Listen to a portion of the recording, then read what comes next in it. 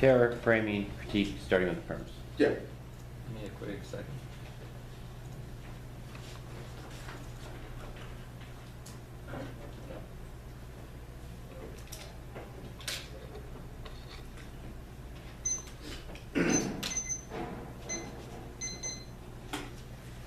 Okay.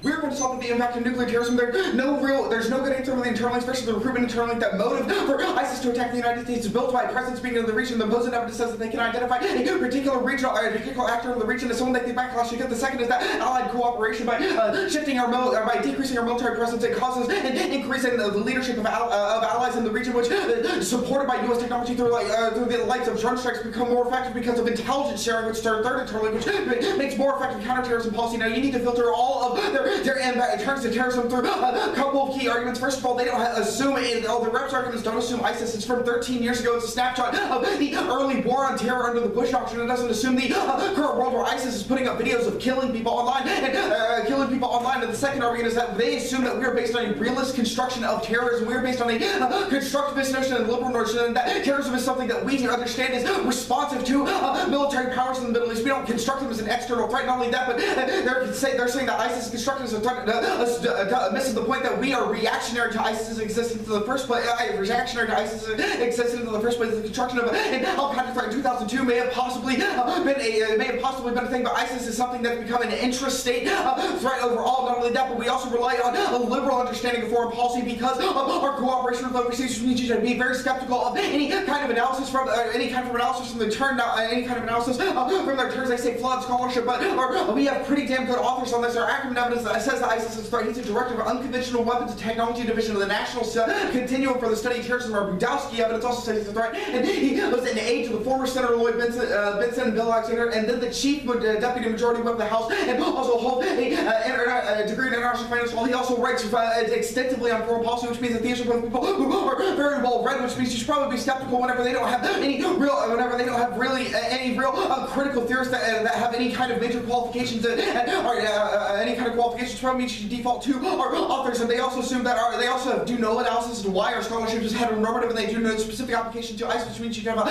high threshold for analysis. Now they extend arguments that ISIS isn't a threat, but all he does is they make tagline extensions by saying they don't have the means or motive, but has no analysis as to how they don't have the means or motive. Or Ackerman evidence goes in depth about how ISIS has already obtained uranium from Mosul University, which means that they just need to be able to build a dirty bomb that causes a reaction. Even so, you should extend our agency evidence that says even if it's not a nuclear threat, it would still cause major lash out, especially against a threat like a threat like ISIS would be 9/11 response times 10, and especially if the use of nuclear material would become a global intervention issue. Now they say that my ISIS is overblown because of media, but they assume that we're using media sources, not professors. Now they say that we universalize critical terrorism studies, but they say that we securitize critical terrorism studies, but they still link to the censorship arguments. Our argument is assumptive about critically interrogating the definition of what something is. We say that having a stable definition of terrorism is net better for scholarship, so that we can have a stable idea of what a threat is and have a more engaged discussion over how to engage with that, which leads to better education over how we should respond. They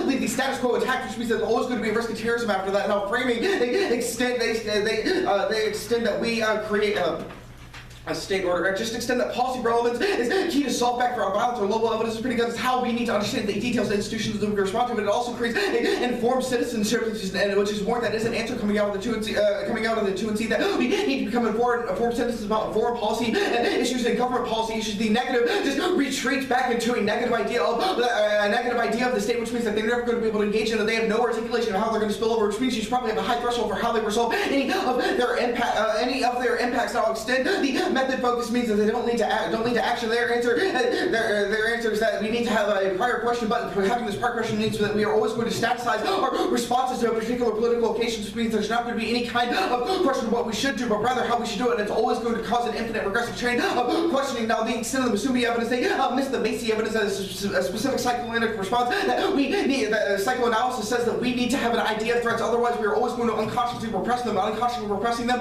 means that they will always manifest themselves in different ways. Even even so, they have no good impacting how this debate space is going to necessarily be key or how this debate space is violent to queer bodies, and they accepted the scripting, which probably means that they've reproduced the violence that they say links to us. Now, they say the law's objective, this is answered above by Lowell, because they also missed the analysis that the law can be used from a particular the law can be utilized from a particular standpoint, which means they don't need to embody the ideology of the state. Now, to the criticism of the perm debate, we're only going to go for the perm to both, which means all the other theory arguments are not reasons to reject the team. There's no offense in perm to both doesn't link to severance, and we are already a step in the right direction that we are decreasing U.S. forces in the Middle East and not trying to actively construct a realist terrorist threat, but rather understand it constructively, which means we're probably going to be a step in the right direction for their alternative, because we reject an idea of how terrorist threats are constructed in the status quo.